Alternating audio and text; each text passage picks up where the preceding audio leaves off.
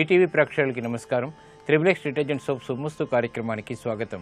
ఈనాడు శుభమస్తు కార్యక్రమంలోని గ్రహఫల అంశంలో గ్రహాల యొక్క స్థితిగతులు, వాటి యొక్క శుభాశుభ ఫలితాల గురించి పరిశీలిద్దాం. అలాగే ఈరోజు 12 రాశుల వారికి ఏ సంఖ్యలు కలిసి వస్తాయి, రంగుల యొక్క ప్రాధాన్యత, ఏ దేవతల్ని పూజించాలి, ఎటువంటి దేవతాస్తుతులు పఠించాలి, ముఖ్యంగా 12 రాశుల వారు ఎటువంటి కార్యక్రమాలు చేపట్టాలి అనేటువంటి అంశాలని పరిశీలిద్దాం. ఈరోజు శనివారం, శని యొక్క పరిపాలన పూర్తిగా ఉంటుంది. మరి ఈరోజు చేసేటువంటి శని యొక్క స్తుతి, స్మరణ, అలాగే శని యొక్క విశేషాంశాలు తెలుసుకోవడం ద్వారా చాలా రకాలైనటువంటి దోషాలు తొలగిపోతాయి. అవి ఏమిటో కూడా పరిశీలిద్దాం. ముందుగా నేటి పంచాంగ వివరాలు. శ్రీ జైనామ సంవత్సరం ఆశ్వయుజ మాసం, దక్షిణాయనం శరదృతువు. ఈరోజు ఆశ్వయుజ శుద్ధ ఏకాదశి, దీన్నే మహాజయ ఏకాదశి అంటాం. విజయదశమి తర్వాత వచ్చేటువంటి మొదటి ఏకాదశి. ఈరోజు చేపట్టేటువంటి కార్యక్రమాలన్నీ కూడా సంపూర్ణమైనటువంటి విజయాన్ని కలిగిస్తాయి. ఇక ఈరోజు వారం స్థిరవారం లేదా శనివారం. ఈ శనివారం నాటి చేసేటువంటి నువ్వుల దానం, అలాగే ఏకాదశి పూర్వక రుద్రాభిషేకం శని ద్వారా ఏర్పడేటువంటి ప్రతికూల పరిస్థితుల్ని తొలగిస్తుంది. ఈరోజు నక్షత్రం శ్రవణం. ఈ శ్రవణం నక్షత్రంలో ఈరోజు ఏ పాదంలో పుట్టినప్పటికీ కూడా దోషం లేదు, శుభప్రదమైనది. అలాగే ఈ శ్రవణ నక్షత్రంలో పుట్టేటువంటి వారికి చంద్రమహాదశతోటి ప్రారంభమవుతుంది. ప్రస్తుతం చంద్రుడి యొక్క స్థితి మకర క్షేత్ర స్థితి, బృహస్పతి యొక్క పరస్పర వీక్షణ ఉంది కాబట్టి ఇది చక్కటి గజకేసరి యోగాన్ని కలిగిస్తుంది. ఈ చంద్రదశ వైభవాన్ని కలిగించడంలో చాలా సమర్థత కలిగి ఉంది. ఇక గ్రహాల యొక్క స్థితిగతులను కనుక పరిశీలించినట్టయితే బృహస్పతి యొక్క ఉచ్చస్థితి, శని యొక్క ఉచ్చస్థితి, కుజుడు యొక్క స్వక్షేత్ర స్థితి, చంద్రుడి యొక్క మకర క్షేత్ర స్థితి గజకేసరిని కలిగిస్తుంది. కాబట్టి ఈరోజు పుట్టేటువంటి వారికి ఈ దశ అంతర్దశల్లో ఈ యోగం ద్వారా ఉత్తమమైనటువంటి ఫలితాలని, అభివృద్ధిని, ఐశ్వర్యాన్ని కలిగిస్తాయి. ఇక ఈరోజు 12 రాశుల వారికి ఏర్పడేటువంటి శుభాశుభ ఫలితాలను పరిశీలిద్దాం. ముందుగా మేషరాశి. ఈరోజు మేషరాశి వారిని పరిశీలించినట్టయితే భాగస్వాములతో చిరు సమస్యలు వచ్చినప్పటికీ నెట్టుకు రాగలుగుతారు. ఆర్థిక వ్యవహారాల్లో ఆచితూచి వ్యవహరించాలి. చేపట్టేటువంటి కార్యక్రమాలపై శ్రద్ధ తగ్గుతుంది. వృత్తి, వ్యాపార, ఉద్యోగ సంబంధిత కార్యక్రమాల్లో దూకుడు నిర్ణయాల ద్వారా సమస్యలు ఎదురవుతాయి. ఆదాయ మార్గాల్ని అన్వేషించగలుగుతారు. ఆర్థికపరమైనటువంటి అంశాలు మొదట బాధించినప్పటికీ తర్వాత అనుకూలిస్తాయి. విదేశీ సంబంధిత లావాదేవీల విషయంలో జాగ్రత్తలు వహించాలి. ఆరోగ్యపరంగా చిరు సమస్యలు తలెత్తుతాయి. ఈ రోజు మీ అదృష్ట సంఖ్య 8. నీలపు వర్ణం మేలుని కలిగిస్తుంది, ప్రశాంత పరిస్థితుల్ని కలిగిస్తుంది. అనుకూల దైవం శ్రీ వెంకటేశ్వర స్వామి. ఈ రోజు ఈ రాశి వారు శ్రీ వెంకటేశ్వర స్వామిని దర్శించి నమస్కరించి పూజించడం శ్రేయస్కరం. శ్రీ వెంకటేశ్వర స్వామి యొక్క సుప్రభాత పఠనం మేలుని కలిగిస్తుంది. శని ద్వారా ఏర్పడేటువంటి ప్రతికూల పరిస్థితిని దూరం చేస్తుంది. ఆర్థిక ప్రయత్నాలు ఈ రోజు మీకు ఊరట కలిగిస్తాయి. ఈ రోజు వృషభ రాశి వారిని పరిశీలించినట్టయితే ఆర్థిక పరమైనటువంటి వ్యవహారాలు బాగానే అనుకూలిస్తాయి. శత్రువులపై విజృంభించగలుగుతారు. కోర్టు సంబంధిత వ్యవహారాల్లో అనుకూల పరిస్థితులు ఆనందాన్ని కలిగిస్తాయి. వృత్తి, వ్యాపార, ఉద్యోగ సంబంధిత కార్యక్రమాల్లో ఆర్థిక సహాయ సహకారాలు పొందగలుగుతారు. స్నేహితుల ద్వారా లబ్ధి చేకూరుతుంది. ఆరోగ్య విషయంలో మంచి మార్పులు చేకూరుతాయి. గతంలో కన్నా మెరుగైనటువంటి పరిస్థితులు ఆర్థికంగా ఆనందాన్ని కలిగిస్తాయి. గృహ విషయాల్లో ఆనందకర సంఘటనలు కొనసాగుతాయి. ఆరోగ్యం పదిలం. ఈ రోజు మీ అదృష్ట సంఖ్య 6. నీలపు వర్ణం మేలుని కలిగిస్తుంది, ప్రశాంత పరిస్థితుల్ని ఆహ్వానిస్తుంది. అనుకూల దైవం శ్రీ మహాలక్ష్మి. ఈ రోజు ఈ రాశి వారు శ్రీ మహాలక్ష్మి అమ్మవారిని దర్శించి నమస్కరించి పూజించడం ద్వారా ఆర్థిక అభివృద్ధి గోచరిస్తుంది. అవమానకర సంఘటనలు దూరమవుతాయి. శ్రీ సూక్త విధానంతో చేపట్టేటువంటి ఆధ్యాత్మిక కార్యక్రమాలు ఈ రోజు మీకు మానసిక ప్రశాంతతను పెంచి విజయాల్ని దగ్గర చేస్తుంది. ఆధ్యాత్మిక కార్యక్రమాలు ఈ రోజు మీకు సంతృప్తిని కలిగిస్తాయి. ఈ రోజు మిథున రాశి వారిని పరిశీలించినట్టయితే వ్యవహారాల్లో చుక్కెదురు పరిస్థితుల్ని అధిగమించగలుగుతారు. ఆర్థిక బలం చేకూరుతుంది. సమస్యలకు పరిష్కారాలు లభిస్తాయి. నూతన బాధ్యతలు పెరిగినప్పటికీ సక్రమ నిర్వహణ కొనసాగుతుంది. వ్యాపార ప్రతిబంధకాల్ని ధైర్యంతో ఎదుర్కోగలుగుతారు. వాహనాల విషయంలో జాగ్రత్తలు పాటించాలి. ఆరోగ్య విషయంలో చిరు సమస్యలు కొనసాగుతాయి. ఈ రోజు మీ అదృష్ట సంఖ్య 5. ఆకుపచ్చ వర్ణం రక్షణకి దోహదపడుతుంది, ప్రమాదాలని దూరం చేస్తుంది. అనుకూల దైవం శ్రీ మహాగణపతి. ఈ రోజు ఈ రాశి వారు శ్రీ మహాగణపతిని దర్శించి నమస్కరించి పూజించడం ద్వారా విఘ్నాలు దూరమవుతాయి. గణపతి ఉపనిషత్తు పఠనం ఈ రోజు మీకు మేలుని కలిగిస్తుంది. ఆర్థిక ఇబ్బందుల్ని దూరం చేస్తుంది. విదేశీ సంబంధిత ప్రయాణాలు, లావాదేవీలు, సంభాషణలు ఈ రోజు మీకు లాభిస్తాయి. ఈ రోజు కర్కాటక రాశి వారిని పరిశీలించినట్టయితే వ్యవహారాల్లో ఏర్పడినటువంటి సమస్యలకు పరిష్కారాలు లభిస్తాయి. మానసిక ధైర్యం పెరుగుతుంది. దూకుడుతో కూడినటువంటి నిర్ణయాల ద్వారా విజయాలు సాధించగలుగుతారు. స్థిరాస్తి విషయాల్లో అనుకూలత పెరుగుతుంది. పిల్లల విషయంలో శ్రద్ధ తప్పనిసరి. ఆర్థికపరమైనటువంటి అనిశ్చితి ఉన్నప్పటికీ నెట్టుకు రాగలుగుతారు. వ్యవహారాల్లో ఏర్పడినటువంటి సమస్యలకు పరిష్కారాలు పొందగలుగుతారు. ఆర్థికపరమైనటువంటి వ్యవహారాల్లో అనుకూలత ఆలస్యంగానే లభిస్తుంది. కుటుంబ సఖ్యత కొనసాగుతుంది. ఈ రోజు మీ అదృష్ట సంఖ్య 3. పసుపు వర్ణం త్వరితగతిని శుభాల్ని కలిగిస్తుంది. ప్రశాంత పరిస్థితుల్ని ఆహ్వానిస్తుంది. అనుకూల దైవం లక్ష్మీ నరసింహస్వామి. ఈ రోజు ఈ రాశి వారు లక్ష్మీ నరసింహస్వామిని దర్శించి నమస్కరించి పూజించడం శ్రేయస్కరం. లక్ష్మీ నరసింహస్వామికి చేసేటువంటి ఆధ్యాత్మిక పూజలు జన్మ బృహస్పతి ద్వారా ఏర్పడేటువంటి మానసిక క్లేశాలని దూరం చేస్తుంది. నూతన స్నేహాలు ఈ రోజు మీకు లబ్ధిని చేకూరుస్తాయి, ప్రయోజనాల్ని కలిగిస్తాయి. ఈ రోజు సింహరాశి వారిని పరిశీలించినట్టయితే వ్యయం ఎక్కువగా ఉంటుంది. ఆదాయాన్ని అన్వేషించగలుగుతారు. చేపట్టేటువంటి కార్యక్రమాలపై శ్రద్ధ పెరుగుతుంది. నూతన సమస్యలకు పరిష్కారాలు పొందగలుగుతారు. వృత్తి, వ్యాపార, ఉద్యోగ సంబంధిత కార్యక్రమాల్లో చేపట్టేటువంటి వ్యవహారాలు కార్యసిద్ధిని కలిగిస్తాయి. గృహ విషయాలు అనుకూలిస్తే విదేశీ వ్యవహారాల్లో జాగ్రత్తలు పాటించాలి. నూతన బాధ్యతలు ఉద్యోగరీత్యా చేపట్టగలుగుతారు. పేరు ప్రఖ్యాతులు ఇనుమడింపచేసేటువంటి కార్యక్రమ నిర్వహణ కొనసాగించగలుగుతారు. స్త్రీలు శుభవార్తలు వింటారు. ఈ రోజు మీ అదృష్ట సంఖ్య 2. తెలుపు వర్ణం ప్రశాంతతను పెంచుతుంది. ఆహ్లాద పరిస్థితుల్ని ఆహ్వానిస్తుంది. అనుకూల దైవం ఆంజనేయ స్వామి. ఈ రోజు ఈ రాశి వారు ఆంజనేయ స్వామిని దర్శించి నమస్కరించి పూజించడం శ్రేయస్కరం. ఆంజనేయ స్వామికి చేసేటువంటి తమలపాకు పూజలు మనోధైర్యాన్ని పెంచి కార్యసిద్ధిని వేగవంతంగా కలిగిస్తుంది. కోర్టు సంబంధిత లావాదేవీలు, ప్రక్రియలు, సంభాషణలు ఈ రోజు మీకు లాభిస్తాయి. ఈ రోజు కన్యారాశి వారిని పరిశీలించినట్టయితే ఆరోగ్య విషయంలో చిరు సమస్యలు తలెత్తుతాయి. ఆర్థికపరమైనటువంటి అంశాలు బాగానే కలిసి వస్తాయి. నూతన ఉత్సాహం పెరుగుతుంది. ఆత్మవిశ్వాసాన్ని పెంపొందింపచేసుకునేటువంటి కార్యక్రమ నిర్వహణ కొనసాగించగలుగుతారు. శుభ సంబంధిత కార్యక్రమ నిర్వహణ ద్వారా సంతృప్తికర సంఘటనలు చోటు చేసుకుంటాయి. మానసిక ధైర్యం పెరుగుతుంది. లాభదాయకమైనటువంటి కార్యక్రమ నిర్వహణ వ్యాపారరీత్యా చేపట్టగలుగుతారు. ఉద్యోగ ఉన్నతికి చేపట్టేటువంటి కార్యక్రమాలు కూడా కలిసి వస్తాయి. ఈ రోజు మీ అదృష్ట సంఖ్య 1. ఆకుపచ్చ వర్ణం రక్షణకి దోహదపడుతుంది. అనుకూల పరిస్థితుల్ని కలిగిస్తుంది. అనుకూల దైవం శ్రీ మహావిష్ణువు. ఈ రోజు ఈ రాశి వారు శ్రీ మహావిష్ణువుని దర్శించి నమస్కరించి పూజించడం శ్రేయస్కరం. విష్ణు సహస్రనామ పఠనం ఈ రోజు మీకు మేలుని కలిగిస్తుంది. కార్యసిద్ధికి దోహదపడుతుంది. విద్యా ప్రయత్నాలు ఈ రోజు మీకు లాభిస్తాయి. ఈ రోజు తులారాశి వారిని పరిశీలించినట్టయితే వ్యవహారాల్లో ఏర్పడినటువంటి సమస్యలకు పరిష్కారాలు లభిస్తాయి. ఆరోగ్య విషయంలో ప్రతికూలత కొనసాగుతుంది. స్థిరాస్తి విషయాల్లో జాగ్రత్తతో కూడినటువంటి నిర్ణయాలు తప్పనిసరి. విద్యా సంబంధిత వ్యవహారాల్లో కూడా ప్రతికూల పరిస్థితులు తారసపడతాయి. నూతన కార్యక్రమాలకి శ్రీకారం చుట్టినప్పటికీ ఆలస్యంగా విజయాలు సిద్ధిస్తాయి. కోర్టు సంబంధిత వ్యవహారాల్లో జాగ్రత్తలు వహించాలి. గృహ సంబంధిత కార్యక్రమాల్లో చిరు సమస్యలు తలెత్తుతాయి. ఆరోగ్య విషయంలో ఖర్చులు పెరుగుతాయి.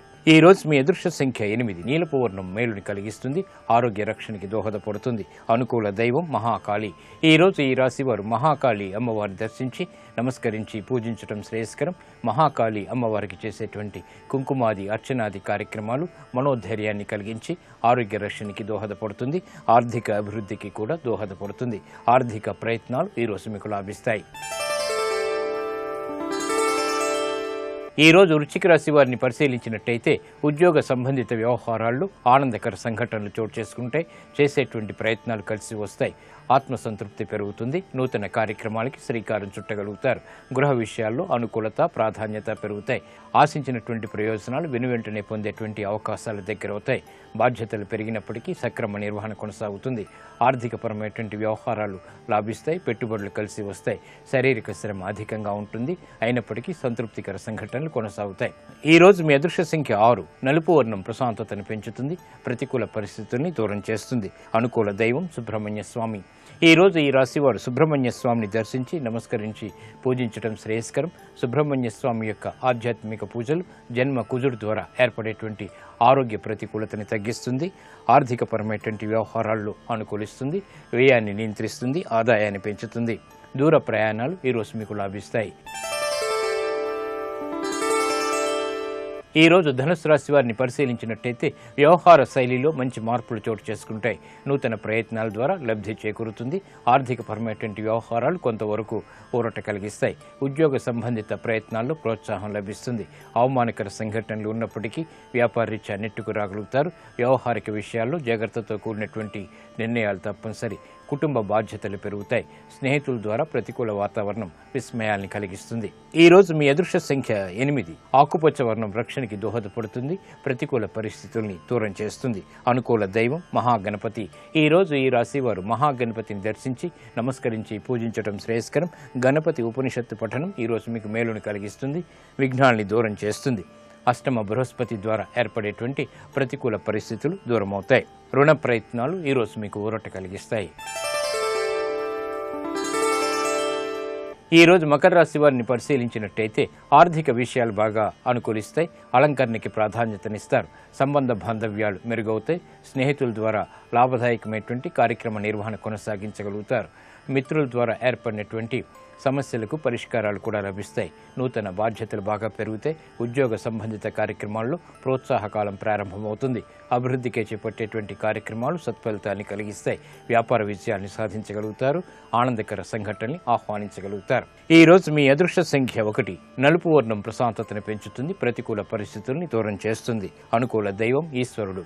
ఈ రోజు ఈ రాశి వారు శివాలయాన్ని దర్శించి ఈశ్వరుడికి అభిషేకాది కార్యక్రమాలు నిర్వహించడం ద్వారా ప్రతికూల పరిస్థితులు దూరం చేసుకోగలుగుతారు.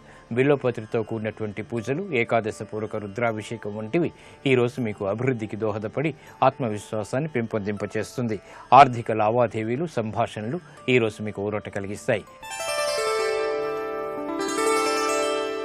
ఈ రోజు కుంభరాశి వారిని పరిశీలించినట్టయితే ప్రయాణాల విషయంలో జాగ్రత్తలు పాటించాలి. వృత్తి, వ్యాపార, ఉద్యోగ సంబంధిత కార్యక్రమాల్లో చిరు సమస్యలను ఎదుర్కొంటారు. ఉద్దేశాలు మంచివి అయినప్పటికీ ప్రతికూల పరిస్థితుల ద్వారా అవి రాణించగలిగేటువంటి పరిస్థితులు దూరమవుతాయి. వృత్తి, వ్యాపార, ఉద్యోగ సంబంధిత కార్యక్రమాల్లో జాగ్రత్తతో కూడినటువంటి నిర్ణయాలు తప్పనిసరి. ఆర్థికపరమైనటువంటి అంశాలు మొదట బాధిస్తాయి. నూతన కార్యక్రమాలను గృహరీత్యా చేపట్టినప్పటికీ ఆలస్యంగా విజయాలు సాధించగలుగుతారు. క్రమశిక్షణతో కూడినటువంటి కార్యక్రమ నిర్వహణ ప్రతి కార్యంలోనూ తప్పనిసరి. ఈ రోజు మీ అదృష్ట సంఖ్య 8. నీలపు వర్ణం మేలుని కలిగిస్తుంది. ప్రశాంత పరిస్థితుల్ని ఆహ్వానిస్తుంది.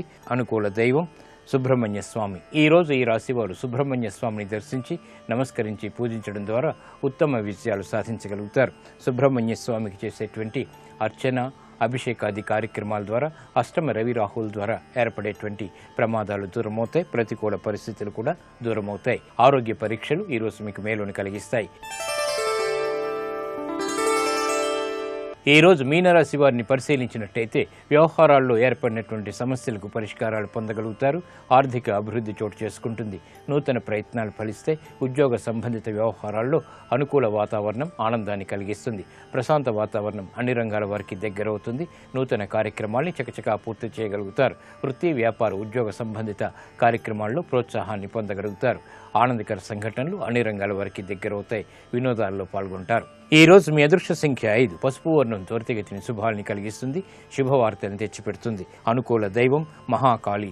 ఈ రోజు ఈ రాశివారు మహాకాళి అమ్మవారిని దర్శించి నమస్కరించి పూజించడం శ్రేయస్కరం. మహాకాళి అమ్మవారికి చేసేటువంటి పూజాది కార్యక్రమాలు, కుంకుమాది అర్చనాది ఆధ్యాత్మిక పూజలు ఉత్తమ ప్రయోజనాల్ని కలిగించి అష్టమ శని ద్వారా ఏర్పడేటువంటి శ్రమని తగ్గిస్తుంది. వృత్తి, వ్యాపారాల్లో అభివృద్ధిని కలిగిస్తుంది. విదేశీ లావాదేవీలు, సంభాషణలు, ప్రయాణాలు ఈ రోజు మీకు లాభిస్తాయి. నమస్కారం. ఈనాటి శుభమస్తు కార్యక్రమంలో ఆరోగ్యం ఆయుర్వేదం శీర్షికన తుంటి నొప్పి సమస్యకి ఆయుర్వేదంలో ఉండేటువంటి పరిష్కార మార్గాల గురించి తెలుసుకుందాం.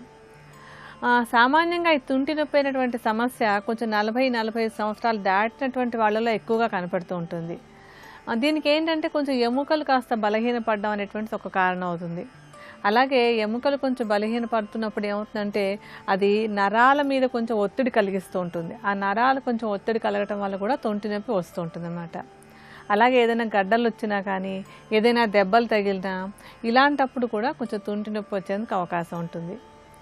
ఈ తుంటి నొప్పి సమస్య ఉన్నప్పుడు దాన్ని తగ్గించుకోవడానికి ఒక ఆయుర్వేద తైలాన్ని తయారు చేసుకోవచ్చు. ఈ తైలం తయారు చేసుకోవడానికి మనకి మొట్టమొదట కావాల్సినటువంటిది ఏంటంటే దుంపరాష్ట్రం. ఈ దుంపరాష్ట్రాన్ని సంస్కృతంలో రాస్నా అంటారు. ఈ రాస్నాకి వాతపు నొప్పులు కానీ లేకపోతే ఇలా తుంటి నొప్పిలో వచ్చేటువంటి ఆ నరాల బలహీనత కానీ ఉన్నట్టయితే వాటిని తగ్గించేటువంటి గుణం చాలా బాగుంటుంది. దుంపరాష్ట్రాన్ని ఒక 100 గ్రాముల పరిమాణంలో తీసుకుని చక్కగా చూర్ణంలాగా చేసి ఉంచుకోవాలి. దీంతో పాటుగా చెంగల్వ కోస్టు కావాలి. ఈ చెంగల్వ కోష్టు కూడా నొప్పిని తగ్గించేటువంటి గుణం చాలా బాగా ఉంటుంది. అంటే వాత దోషాన్ని తగ్గించి నొప్పులను తగ్గిస్తుంది అనమాట. అయితే ఈ చెంగల్వ కోష్టుని చూర్ణంలాగా చేసుకుని రాష్ట్రం అంటే దుంపరాష్ట్రం అంతా కాకుండా దానికంటే తక్కువ పరిమాణంలో సుమారుగా ఒక 25 గ్రాముల పరిమాణంలో తీసుకోవాలి. ఓం ఆంజనేయాయ నమః. ఓం మహావీరాయ నమః. నేను మీతో త్రిజటా స్వప్నం గురించి వివరణ చేసి ఉన్నాను. ఆ త్రిజట అనబడేటటువంటి వృద్ధ రాక్షస స్త్రీ లేచి తనకి తెల్లవారుజామున వచ్చినటువంటి స్వప్న వృత్తాంతాన్ని చెప్పినంత మాత్రం చేత అవతల రాక్షసులు కూడా కొంతవరకు వెనక్కి తగ్గారు. అమ్మవారు కించిత్ ఉపశాంతిని పొందింది. పైనుంచి ఈ విషయాలన్నిటినీ కూడా స్వామి హనుమ చూస్తున్నారు. ఇక్కడ విశేషం ఏమిటంటే ఏ తల్లి దర్శనానికి వచ్చారో ఆ తల్లి దర్శనమైంది. అప్రయత్నంగా తెల్లవారుజామున నిద్రలేచి వచ్చినటువంటి రావణాసురుడు మాట్లాడిన మాటలు వినడమైంది. సీతమ్మ తల్లి చెప్పినటువంటి జవాబు వినడమైంది. ఆ తల్లి యందు భక్తి విశేషంగా ఇనుమడించింది. ఇది చాలదన్నట్టు రాక్షస స్త్రీల యొక్క ఉద్ధతిని గమనించడమైంది. త్రిజటా స్వప్న వివరణాన్ని వినడమూ జరిగింది. ఇప్పుడు ఆయన పైనే కూర్చుని గమనిస్తున్నారు. ఈలోగా తల్లి యందు హఠాత్తుగా నిర్వేదం బయలుదేరింది. ఆవిడ విశేషమైనటువంటి గగ్గుత్తికకు, నిస్సత్తువకు, నిరాశకు లోనైపోయింది. ఎందుచేత అంటే రాక్షస బుద్ధి. ఎదురుగుండా ఉన్నటువంటి వాళ్ళు రాక్షసులు. వాళ్ళు ఏ సమయానికి ఎలా ఉంటారు అనేటటువంటిది నిర్ణయం చేసి చెప్పడం చాలా కష్టం. త్రిజట లేచి తన స్వప్నం చెప్పింది కాబట్టి అప్పటికి వాళ్ళు కాస్త శాంతి వహించారు. మళ్ళీ ఎప్పుడు వాళ్ళలో ఆవేశం కలుగుతుందో, ఎప్పుడు తనని సంహరించాలనుకుంటారో, ఎప్పుడు తనని తినేయాలనుకుంటారో, ఎప్పుడు రావణాసురుడు వస్తాడో, ఎప్పుడు ఎటువంటి మాటలు మాట్లాడతాడో, తన మనస్సుని ఎంత ఖేద పెడతాడో ఊహించలేనటువంటి స్థితి. ఇక్కడ మీరు సుందరకాండలో ఒక విషయాన్ని గమనించాలి. సీతమ్మ తల్లి శరీరానికి కలిగినటువంటి బాధ ఏమీ లేదు. ఆవిడ్నేం బాణాలతో కొట్టలేదు, ఆవిడ్నేం కత్తితో ఎవరు యుద్ధమూ చేయలేదు. శరీరానికి కలిగినటువంటి బాధ గొప్పదా, మనసుకి కలిగేటటువంటి బాధ గొప్పదా అంటే శరీరానికి కలిగినటువంటి బాధని మనసు శాంతియుతంగా ఉంటే కొంతవరకు ఊంచుకోవడం, ఊరట పొందడం తేలిక. కానీ మనసుకి గాయం కలిగితే మాత్రం, మనసు బాధపడితే శరీరం కూడా నిస్సత్తు ఆవహించేస్తుంది. అందుకే మనస్సుని గాయపరిచేటటువంటి ప్రధానమైన సాధనం ఇది అంటే మాట. ఆ మాట పరమేశ్వరుడు మనుష్యునికి ఎందుకు ఇచ్చాడు అంటే ఆ మాట చేత 10 మంది శాంతియుతంగా ఉండేటట్టుగా మాట్లాడమని. 10 మందికి మనం డబ్బు పెట్టలేకపోవచ్చు, ఆపదలో ఉన్న వాళ్ళకి చెయ్యెత్తి ఉద్ధరించలేకపోవచ్చు, కష్టంలో ఉన్నటువంటి వాడికి మనం ఉపశాంతిని సమకూర్చలేకపోవచ్చు. కానీ ఒక్క మంచి మాట మాట్లాడి అవతల వాళ్ళు సేద తీరేటట్టుగా చెయ్యడానికి మాత్రం ఎవరికీ అభ్యంతరం ఉండదు. మనుష్యుడై పుట్టినటువంటి వాడికి మాట సాధనం కనుక ఆ మాట ఎక్కడ మాట్లాడినా అది శాంతిని చేకూర్చేదై ఉండాలి తప్ప ఉద్వేగకరమై అవతల వారు బాధపడేటట్టుగా చేసేది కాకూడదు. ఆమె ఎక్కువ బాధపడుతున్నది, ఆవిడ ఏడుస్తున్నది దేనికి అంటే రావణాసురుడు మాట్లాడుతున్న మాటల చేత, ఆయన చూపుల చేత ఆమె అంత వ్యధ పొంది ఉంది. అంత వ్యధ పొందినటువంటి సీతమ్మ ఒక మాట అంది. ఆవిడంది, నూనం సకాలో మృగరూపధారి మామల్పభాగ్యాం లులుభేతదానీం యత్రార్యపుత్రా విసర్జ్యమూఢ రామానుజం లక్ష్మణపూర్వజంచ అంది. నూనం సకాలో మృగరూపధారి. ఇది నిజంగా సీతమ్మ తల్లి గుండెలో ఉన్నటువంటి పరివేదనంతటినీ కూడా అద్భుతంగా ఆవిష్కరించినటువంటి శ్లోకం. ఒకానొకనాడు రామచంద్రమూర్తి అరణ్యవాసానికి వెడుతూ, నువ్వు నాతో రావక్కర్లేదు, మా తండ్రి గారు నీ భార్యతో కలిసి నువ్వు అరణ్యవాసం చెయ్యమని నన్ను ఆజ్ఞాపించలేదు, కనుక నువ్వు ఇక్కడ అంతఃపురంలో ఉండవచ్చు, నేను 14 సంవత్సరములు అరణ్యవాసం పూర్తి చేసి వస్తాను అంటే ఆ తల్లి ఒక మాట అంది, నా తంత్రి వాజ్యతే వీణ నా చక్రో వర్తతే రథ నాపతి సుఖమేదీత యస్యాదపి శతాత్మజ అంది అయోధ్యకాండలో. ఓ రామా, నన్ను ఇక్కడ ఉండమంటున్నావు, నువ్వు లేనిది అడివి, నువ్వు ఉన్నది అంతఃపురం. నేను ఒక మాట చెప్తాను విను, నేను ఇక్కడ ఉంటే సుఖపడతానని నువ్వు అంటున్నావు, కానీ అసలు పరమసత్యమైన విషయం ఏది అంటే నా తంత్రి వజ్జతే వీణ. ఒక వీణ మోగింది అంటే కేవలం వీణ తీగలు గోటి దెబ్బలకి పెనగి పెనగి మోగుతాయి. వీణ తీగలు మోగుతున్నాయనరు, వీణ మోగుతోందంటారు. నా తంత్రి వజ్జతే వీణ నా చక్రో వర్తతే రథ. రథచక్రాలు ముళ్ళ మీద రాళ్ల మీద ఎగుడు దిగుళ్లలోనూ ప్రయాణం చేస్తూ వెడతాయి. రథచక్రాలు వెడుతున్నాయనరు, రథం వెడుతోందంటారు. నాపతి సుఖమేదీత యస్యాదపి శతాత్మజ. రామ మామగారి దగ్గర అత్తగారి దగ్గర మరుదుల దగ్గర ఉండడం వల్ల సుఖంగా సంతోషంగా ఉంటావని నువ్వంటున్నావు, కానీ నేనొక మాట చెప్తాను.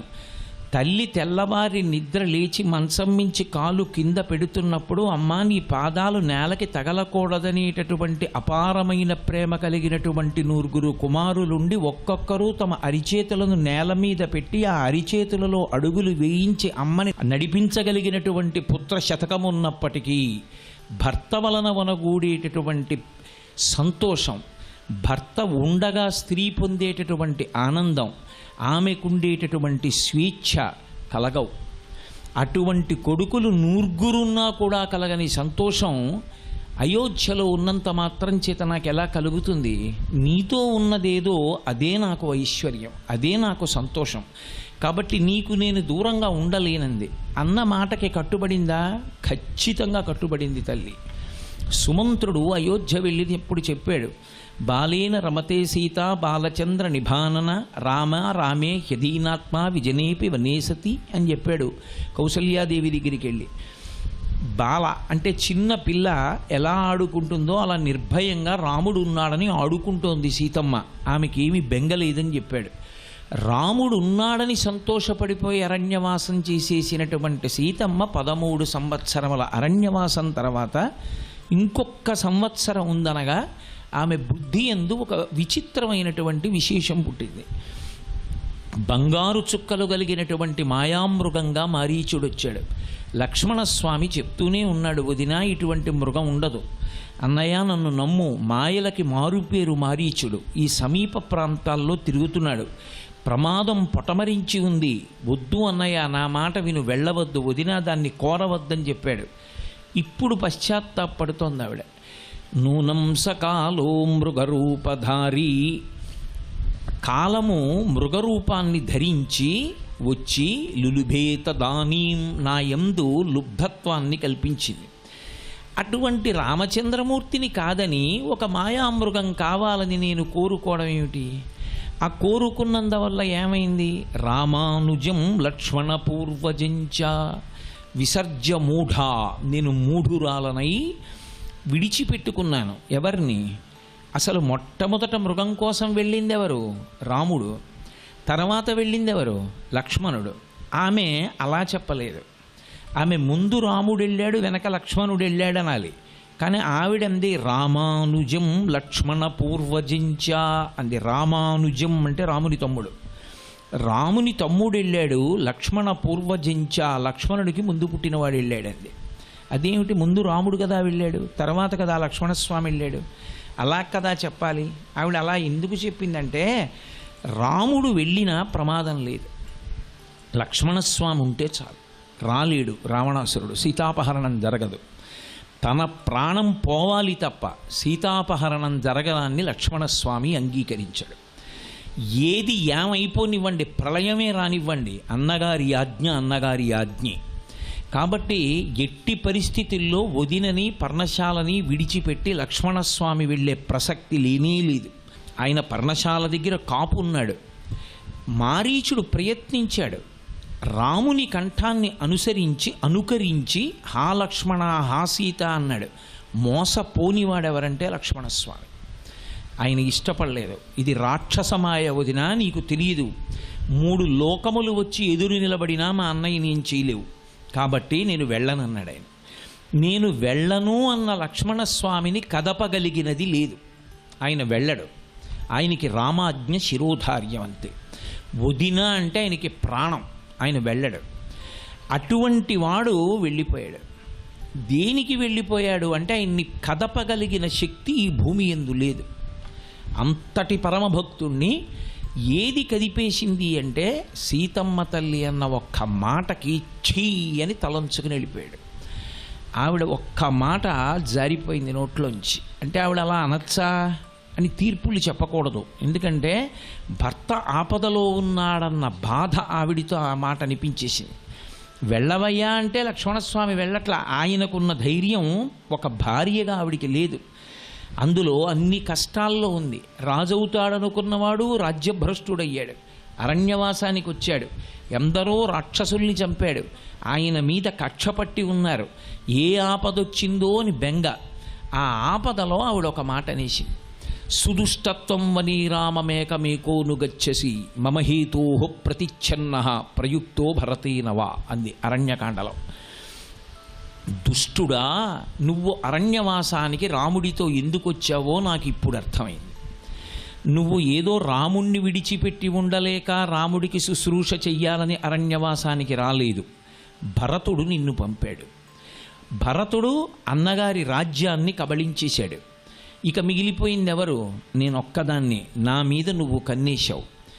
నువ్వు అన్నయ్య వెంట వెళ్ళినట్టు వెళ్ళి అన్నయ్యకి ఆపద కలిగినప్పుడు రక్షణ చేయడం మానేసి అన్నయ్య పడిపోయిన తర్వాత వదినని నువ్వు స్వీకరించన్నాడు. అందుకొచ్చావు, నా కోసం వచ్చావు నువ్వు అంది.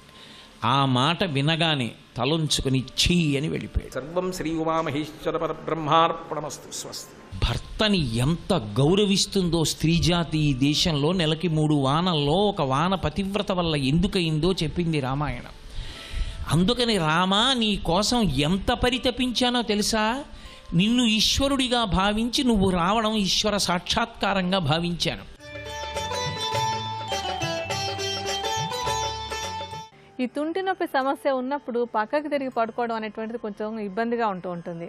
అందుకని వెళ్ళకిలా పడుకోవచ్చు, లేదంటే పక్కకి తిరిగి పడుకోవడమే అలవాటైనట్టయితే కనుక 2 కాళ్ళకి మధ్యలో ఒక దిండు అంటే ఒక పిల్లో లాంటిది ఏదైనా పెట్టుకుని అలా పడుకోవడం అనేటువంటిది నొప్పి తగ్గడానికి కాస్త సహాయకరంగా ఉంటుందన్నమాట.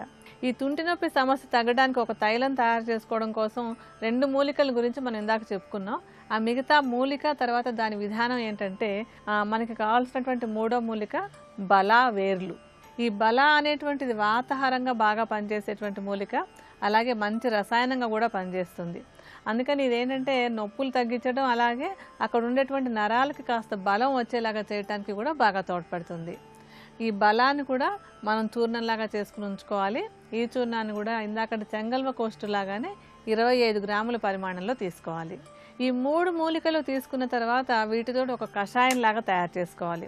అంటే ఈ 3 మూలికలు కలిపినప్పుడు ఒక 150 గ్రాముల పరిమాణంలో తయారైంది కదా, వీటికి ఒక 1600 మిల్లీలీటర్ల పరిమాణంలో నీటిని కలుపుకోవాలి. నీరు కూడా కలిపిన తర్వాత దీన్ని ఒక కషాయం లాగా కాచుకోవాలన్నమాట. అంటే పొయ్యి మీద పెట్టుంచి ఈ 1600 మిల్లీలీటర్లు బాగా ఎగిరిపోయి 4వ వంతు అంటే ఒక 400 మిల్లీలీటర్లు మాత్రమే మిగిలేంత వరకు కాచుకోవాలి. అలా కాగినటువంటి కషాయాన్ని వడపోసి ఉంచుకుని దానిలో ఇప్పుడు నువ్వుల నూనెని కలపాలి. ఈ నువ్వుల నూనెకి ఏంటంటే వాత దోషాన్ని తగ్గించేటువంటి గుణం, అలాగే నొప్పుల్ని బాగా తగ్గించేటువంటి గుణం చాలా బాగా ఉంటుంది. అలాగే ఇందాక మనం తీసుకున్నటువంటి అన్ని మూలికల యొక్క మంచి గుణాలు కూడా మనకి తైలంలోకి వచ్చి తైలం బాగా పనిచేయడానికి బాగా సహాయపడతాయి అన్నమాట. ఇప్పుడు మనం చేసుకున్నటువంటి కషాయం 400 మిల్లీలీటర్ల కషాయంలో ఒక 100 మిల్లీలీటర్ల పరిమాణంలో నువ్వుల నూనెను కూడా కలిపి పొయ్యి మీద పెట్టి ఉంచి కేవలం నూనె మాత్రమే మిగిలేంత వరకు సన్నటి మంట మీద కాచుకోవాలి. అలా నూనె మాత్రమే మిగిలిన తర్వాత వడపోసి ఉంచుకుని ఈ తుంటి నొప్పి సమస్య ఉన్నటువంటి వాళ్ళు దీన్ని ఆ నొప్పి ఉన్నటువంటి భాగంలో నెమ్మదిగా రాసుకుని మృదువుగా మసాజ్ చేసుకుని ఒక అరగంట తర్వాత వేడి నీటితో కనుక కాపడం పెట్టుకుంటున్నట్టయితే ఈ తుంటి నొప్పి సమస్యని తేలిగ్గా తగ్గించుకోవచ్చు. ఆరోగ్యవంతమైన జీవన విధానం కోసం ఆయుర్వేదంలో ఉండేటువంటి కొన్ని ముఖ్యమైనటువంటి అంశాల గురించి రేపటి శుభమస్తులో తెలుసుకుందాం.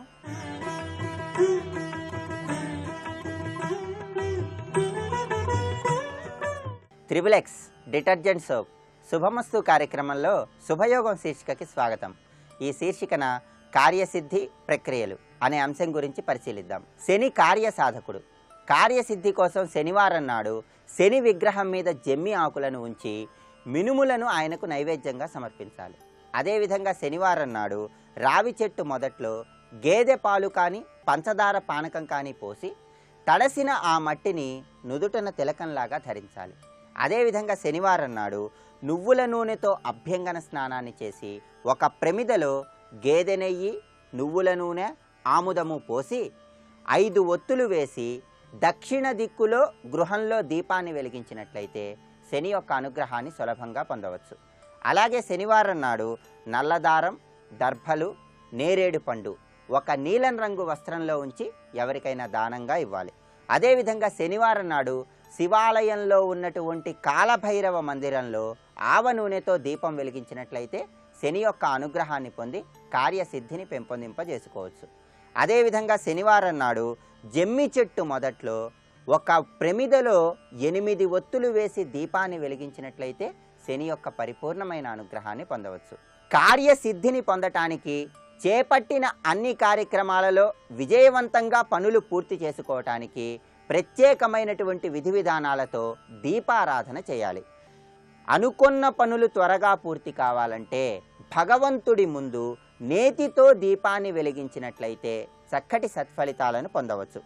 కుటుంబ సభ్యుల మధ్య విభేదాభిప్రాయాలను తొలగింపజేసుకోవటానికి, సంతానం లేని వారు చక్కటి సంతానాన్ని పొందటానికి ఇష్టదైవం యొక్క చిత్రపటం ముందు నందాదీపం లేదా అఖండ దీపాన్ని వెలిగించాలి. ఈ నందాదీపాన్ని 1, 3, 5, 7 ఒత్తులు వేసి వెలిగించినట్లయితే కనుక చక్కటి సత్ఫలితాన్ని పొందవచ్చు. నందాదీపాన్ని వెలిగించినప్పుడు ఆ దీపం యొక్క ఒత్తులు తూర్పు వైపు కానీ ఉత్తరం వైపు కానీ ఉండే విధంగా చూసుకోవాలి. అదేవిధంగా స్త్రీలు ఎవరైనా సరే సుమంగళీతత్వాన్ని పెంపొందింపజేసుకోవటానికి, దీర్ఘ సుమంగళులుగా విరాజిల్లటానికి బియ్యపు పిండితో 16 పిండి దీపాలను మంగళగౌరీదేవి ముందు వెలిగించి ఆ తర్వాత మంగళగౌరీదేవికి హారతి ఇచ్చినట్లయితే కనుక చక్కటి సౌభాగ్యాన్ని పెంపొందింపజేసుకోవచ్చు. అదేవిధంగా ప్రవహించే నది యొక్క తీరం దగ్గర ఉన్న భూమి మీద దీపాన్ని వెలిగించినట్లయితే దాన్ని తీర దీపం అంటారు. ఎవరైనా సరే అనుకున్న పనులు సులభంగా పూర్తి కావటానికి, దాంపత్య జీవితంలో సంభవించే విభేదాభిప్రాయాలను తొలగింపజేసుకోవటానికి 2 తీర దీపాలను తప్పనిసరిగా ప్రవహించే నది యొక్క తీరం దగ్గర వెలిగించినట్లయితే చక్కటి సత్ఫలితాలను పొందవచ్చు. అలాగే గృహంలో సభ్యులందరూ కూడా ఉల్లాసంగా ఉండటానికి, అష్టైశ్వర్యాలతో సిరి సంపదలతో విరాజిల్లటానికి శుక్రవారం సంధ్యా సమయంలో లక్ష్మీదేవి యొక్క చిత్రపటం ముందు ఉసిరిక దీపాన్ని వెలిగించాలి. అలా వెలిగించినట్లయితే లక్ష్మీ అనుగ్రహాన్ని సులభంగా పొందవచ్చు. ఎవరైనా సరే అపమృత్యు దోషంతో బాధపడుతున్నటువంటి తరుణంలో అపమృత్యు దోషాన్ని తొలగింపజేసుకోవటానికి, చక్కటి ఆయుర్దాయాన్ని పెంపొందింపజేసుకోవటానికి తులసి కోట ముందు శుక్రవారం నాడు ఉసిరికాయ మీద ఆవు నెయ్యి పోసి దీపాన్ని వెలిగించినట్లయితే చక్కటి సత్ఫలితాలను పొందవచ్చు. అదేవిధంగా మీ గృహంలో తూర్పు దిక్కులో ఇష్టదైవం యొక్క చిత్రపటాన్ని ఉంచి 2 నేతి దీపాలను అనునిత్యము కూడా వెలిగించినట్లయితే అష్టైశ్వర్యాలతో తొలతొగటానికి ఆస్కారం ఎంతగానో ఉంది. దేవీ ఆలయాలకు వెళ్ళి మంగళవారం నాడు, శుక్రవారం నాడు దేవీ ఆలయంలో నేతి దీపాన్ని వెలిగించినట్లయితే కుజదోషంతో బాధపడే వారెవరైనా సరే కుజదోషాన్ని తొలగింపజేసుకొని చక్కటి సత్ఫలితాలను పొందటానికి ఆస్కారం ఎంతగానో ఉంది. అదేవిధంగా ఆయుర్దాయాన్ని పెంపొందింపజేసుకోవటానికి, సకల అనారోగ్య సమస్యలను తొలగింపజేసుకోవటానికి సోమవారం నాడు శివాలయానికి వెళ్ళి పరమేశ్వరుడి దగ్గర ముత్యాల నూనెతో దీపాన్ని వెలిగించినట్లయితే చక్కటి సత్ఫలితాన్ని పొందవచ్చు. ఇంకా కార్యసిద్ధికి సంబంధించిన మరిన్ని ప్రక్రియలను గురించి వచ్చే శనివారం శుభమస్తు కార్యక్రమంలో శుభయోగం శీర్షికన తెలుసుకుందాం.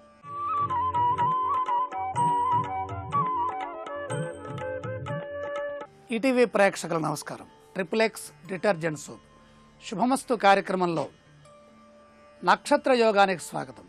ప్రధానంగా భారతీయ జ్యోతిష శాస్త్రంలో 27 నక్షత్రాలతో కూడినటువంటి రాశిచక్రానికి అత్యంత ప్రాధాన్యం ఉన్నది. ముఖ్యంగా నక్షత్రము రీత్యా చేసుకునేటటువంటి కార్యక్రమాల్లో పుట్టినరోజులు, అలాగే సుముహూర్త సంబంధమైనటువంటి ముహూర్త విచారణ, ఇవన్నీ జన్మ నక్షత్ర రీత్యా జరుగుతాయి.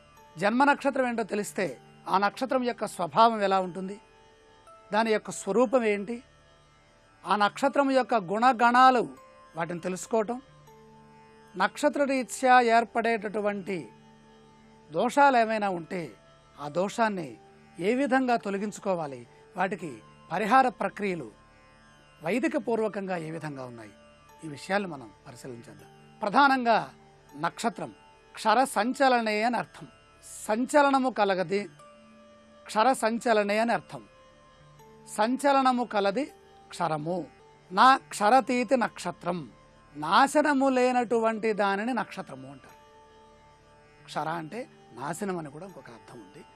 ఆ నాశనము లేనటువంటి దాన్ని, నశించనటువంటి దాన్ని, ఎల్లవేళలా ఎప్పటికీ కూడా సదా వెలుగొందుతూ ఆ కాంతి కిరణములు ప్రసార రూపంలో ప్రసరణ చెందేటటువంటి సంచలనాత్మక శక్తి కలిగి ఉండటం చేత, స్వయం ప్రకాశ శక్తి కలిగి ఉండటం చేత దానికి నక్షత్రము అని పేరు. సంచలనము కలిగినటువంటి శక్తి కలది నక్షత్రం అని, అలాగే నశించనది నక్షత్రము అని. అక్షరం అన్నా కూడా అదే అర్థం. నా క్షరతి ఇది అక్షరం, ఎప్పటికీ కూడా అది నశించదు, జీవించే ఉంటుంది. నక్షత్రం అన్న అదే అర్థం. ఎప్పటికీ వెలుగొందుతూ ఉండేటటువంటి కాంతి పుంజాన్ని నక్షత్రము అంటుంది. ఈ నక్షత్రంలో ప్రప్రథమమైనటువంటి నక్షత్రం అశ్విని నక్షత్రం. ఈ అశ్విని నక్షత్రంతోనే 27 నక్షత్రములతో కూడి ఉన్నటువంటి రాశి చక్రం ప్రారంభమవుతుంది. మొట్టమొదటి నక్షత్రం ఇది. ఇది దేవగణంలో ఉంది. అశ్విని దేవతలు దీనికి అధిపతులుగా ఉన్నారు. అశ్విని దేవతలు అంటే దేవభిషక్ అంటే దేవ వైద్యులు. వాళ్ళిద్దరూ కమల పిల్లలు, ఇద్దరు వాళ్ళు.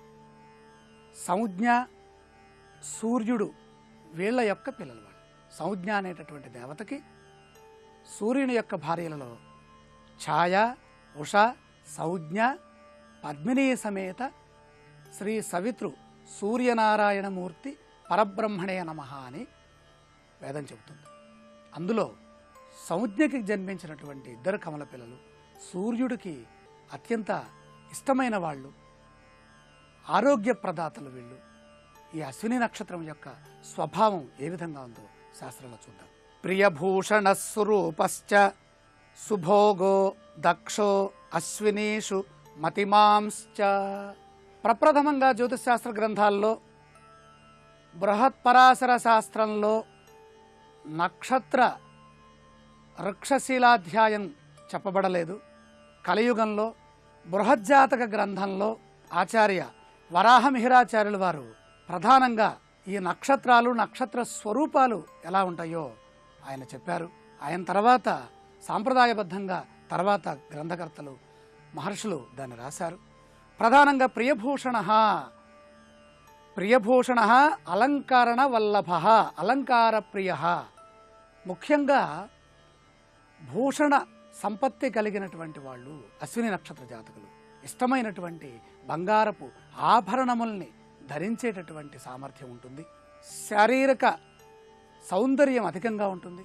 ఏ అలంకరణ ఏ విధంగా చేసుకోవాలి, ఏ వస్తువు ఎక్కడ పెట్టుకుంటే అందంగా ఉంటుంది, ఎవరికి పెడితే అందంగా ఉంటుంది అని ఆలోచిస్తే ప్రియభూషణ వల్లభ, ప్రియభాషణ, ప్రియభూషణ, ఇక్కడ భూషణ శబ్దం వేశారు. అలంకార ప్రియులు. అలాగే సురూప నామ శోభన రూప వపుష్మాన్, మంచి శరీర సౌందర్యం కలవాళ్ళు, ముఖవర్చస్సు కలవాళ్ళు. అందుకనే వేదం ఏం చెప్పింది? తురగముఖాశ్విని త్రీణి. తురగము అంటే గుర్రము యొక్క ముఖము రూపములో 3 నక్షత్రముల ఆకృతిలో ఈ అశ్విని నక్షత్రం భాసిల్లుతూ ఉంటుంది అని చెప్తోంది. అలాగే సుభగ, ఈ నక్షత్రానికి మరొక పేరేం చెప్పారు? సుభగ సర్వజనప్రియ, అందరికీ ఇష్టమైనటువంటి వ్యక్తులుగా ఉంటారు.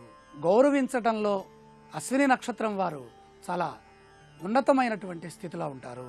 అందరినీ గౌరవించేటటువంటి సాంప్రదాయం తెలిసిన వారే ఉంటారు.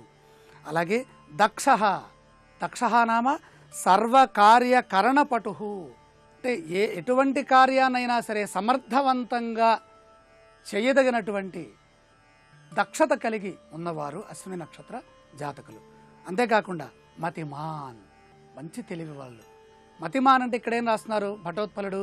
బుద్ధియుక్త, ఏ సమయానికి ఏది మాట్లాడాలి, ఏది ఆలోచించాలి, ఏది అవసరము, కాలము యొక్క వినియోగాన్ని తెలిసిన వాళ్ళు అని చెప్తున్నారు.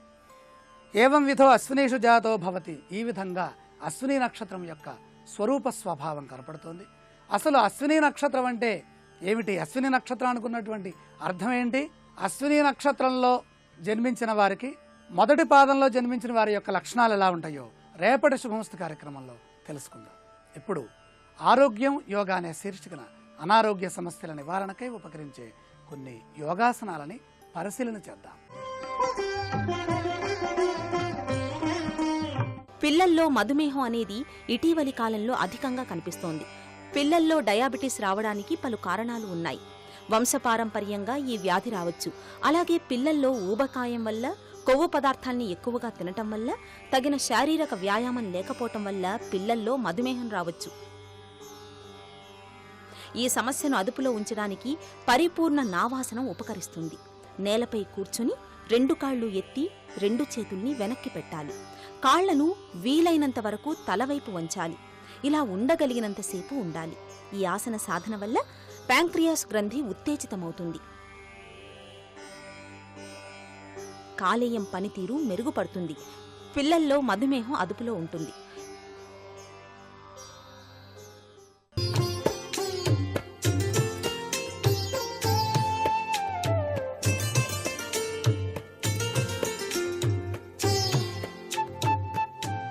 ట్రిపుల్-ఎక్స్ డిటర్జెంట్ సోప్ శుభమస్తు కార్యక్రమంలో గృహబలం అంశానికి స్వాగతం.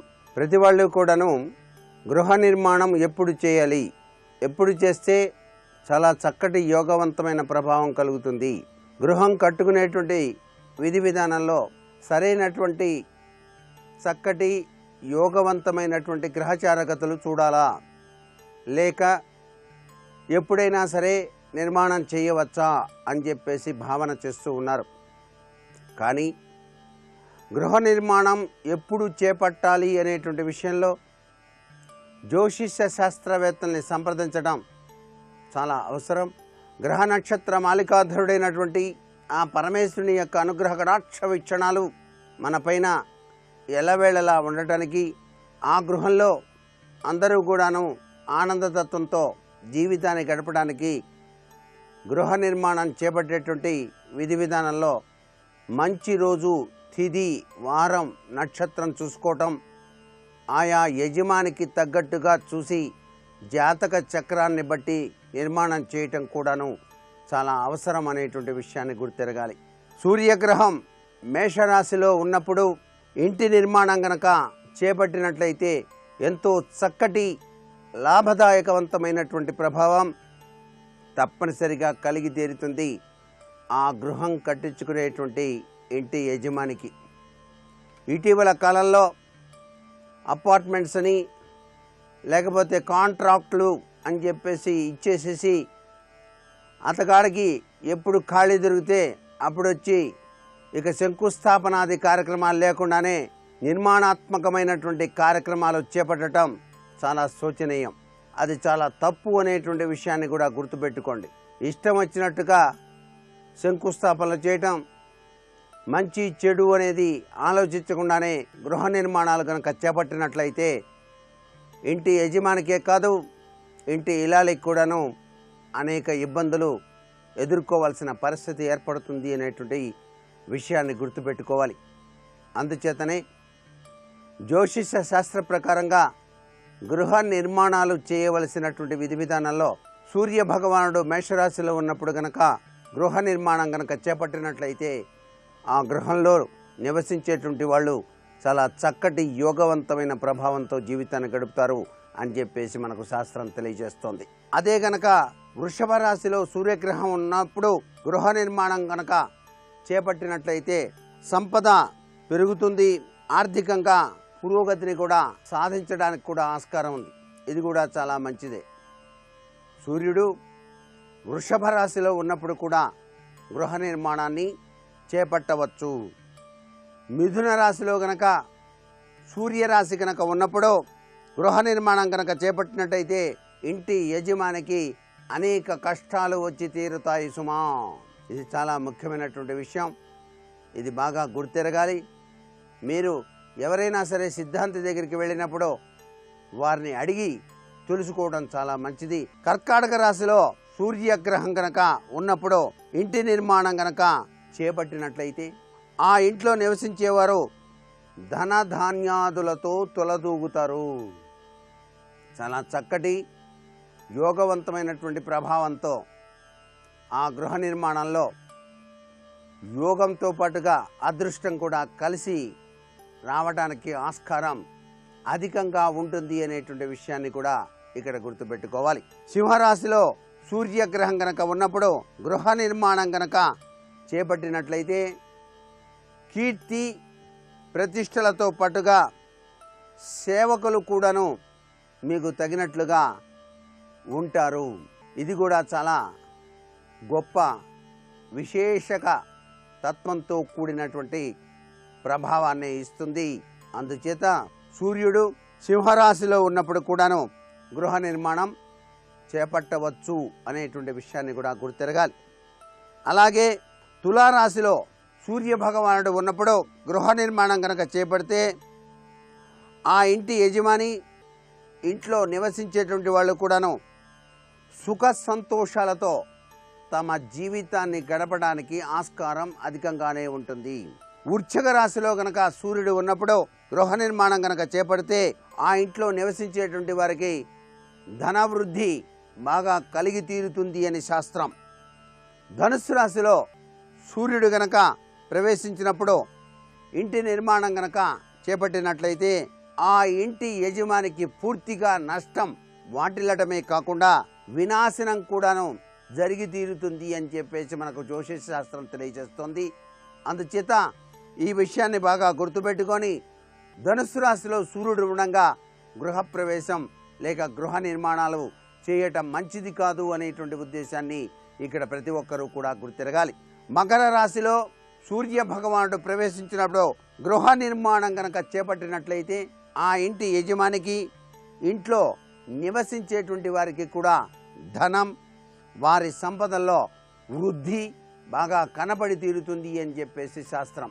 ఇంటి యజమానే ఆ ఇంట్లో నివసించాలి అని చెప్పేసి సంకల్పం చేసుకున్నప్పుడు ఆయన సరైనటువంటి నక్షత్రాన్ని సూర్య భగవానుడు ఏ రాశిలో సంచరిస్తున్నాడో తెలుసుకొని నిర్మాణాత్మకమైనటువంటి చర్యలు చేపడితే చాలా శుభదాయకవంతమైన ప్రభావంతో జీవితాన్ని గడపడానికి ఆస్కారం అధికంగా ఉంటుంది కదా. మరికొన్ని ముఖ్య విషయాలు సోమవారం నాటి శుభమస్తు కార్యక్రమంలో తెలుసుకుందాం. ఇప్పుడు ఆరోగ్యం యోగా అనే శీర్షికన అనారోగ్య నివారణకు ఉపకరించే యోగాసనాలు ఏమిటో చూద్దాం. పిల్లల్లో మధుమేహం అదుపులో ఉంచడానికి మరియంచాసనం కూడా ఉపకరిస్తుంది. శరీరంలో తగినంతగా ఇన్సులిన్ ఉత్పత్తి కాకపోవడం వల్ల మధుమేహం వస్తుంది. ఈ మధుమేహం వల్ల ప్రధానమైన శారీరక భాగాలకు ముప్పు ఏర్పడుతుంది. మధుమేహం ఎల్లప్పుడూ అదుపులో ఉంటే ఎలాంటి సమస్య ఉండదు. ముఖ్యంగా పిల్లల్లో మధుమేహం వారి ఆరోగ్యంపై తీవ్ర ప్రభావాన్ని చూపే అవకాశం ఉంది. వారికి డయాబెటీస్ అదుపులో ఉండడానికి మరియంచాసనం ఉపకరిస్తుంది. ముందుగా 2 కాళ్లను చాపాలి. ఓ కాలు ముడిచిన కాలును వెనుక పెట్టాలి. ముడిచిన కాలుపై నుంచి ఓ చేతిని మరో చేతిని వీపు వెనక నుంచి రెండింటినీ కలిపి పట్టుకోవాలి. ఈ ఆసనాన్ని నిరంతరం సాధన చేయటం వల్ల శరీరంలో ప్రధాన గ్రంథులు చైతన్యవంతమవుతాయి. రక్త ప్రసరణ వ్యవస్థ మెరుగవుతుంది. పిల్లల్లో డయాబెటిస్ అదుపులోకి వస్తుంది.